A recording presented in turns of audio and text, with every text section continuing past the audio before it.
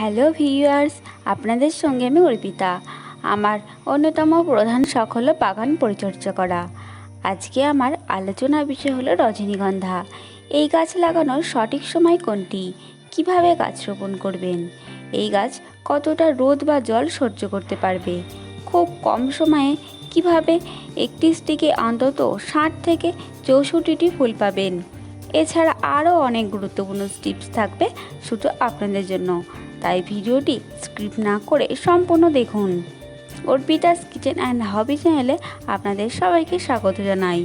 আপনাদেরকে একটি কথা বলি, এই রজনীগন্ধা মধ্য আমেরিকার মেক্সিকো থেকে এসেছে। আপনারা দেখতে পাচ্ছেন এটি হলো রজনীগন্ধার বাল্ব বা স্টক। এটি আপনারা কোনো নার্সারি বা অনলাইনে অ্যামাজন থেকেও সংগ্রহ করতে পারেন। লিঙ্কটা ডেসক্রিপশন বক্সে দেওয়া আছে, আপনার দরকার হলে চেক করতে পারেন। সঠিক কয়েকটি নিয়ম মেনে এই বাল্বটি বসালেই 65 থেকে 70 দিনের মধ্যেই এই গাছ থেকে ফুল পাবেন। প্রথমে বলবো সঠিক মাটি তৈরি করবেন কি করে। 4 ভাগের মধ্যে 2 ভাগ বাগানের মাটি, 1 ভাগ গোবর সার বা যে কোনো জৈব সার এবং 1 ভাগ বালি নেবেন। আমি বাগানের মাটি এই অনুপাতে তৈরি করে রজনীগন্ধা গাছ বসিয়েছিলাম, দেখুন তার রেজাল্ট। আপনারা টবে এই একই রকমভাবে মাটি তৈরি করে লাগাতে পারেন, তবে টবের নিচে ছিদ্রটির উপর 4-5টি ছোটো পাথর এমনভাবে দিয়ে দেবেন যাতে ছিদ্রটি বন্ধ না হয়। অতিরিক্ত জল ওখান দিয়ে বেরোতে পারে। জল যদি টবে জমে থাকে তাহলে বাল্বটি পচে যেতে পারে।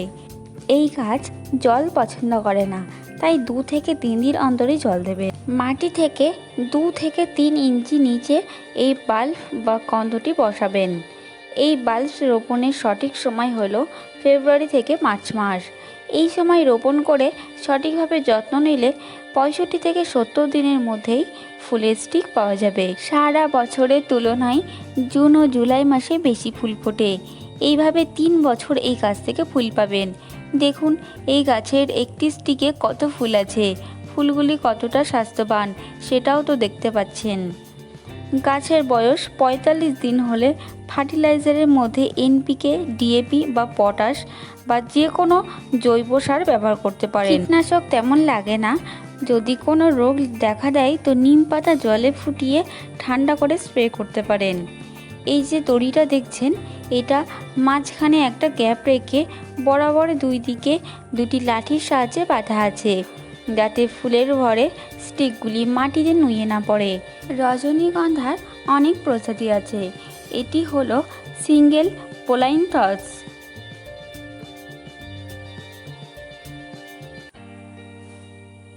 এই গাছ রোদ পছন্দ করে, তাই 5 থেকে 8 ঘন্টা রোদ অনায়াসে সহ্য করতে পারে।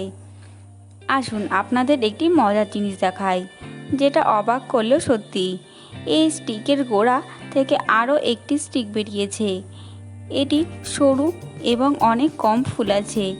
যদিও রজনীগন্ধা গাছে একটি বাল্বের মুখ থেকে একটি স্টিক হয়, আরও একটি স্টিক বেরিয়েছে।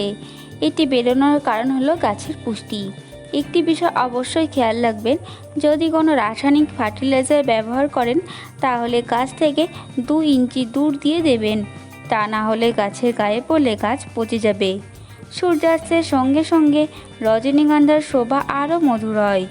অন্ধকার যত গাঢ় হয় এর গন্ধ তত সুতীব্র হয়। এই ফুলকে অনেকে টিউবরোজও বলে।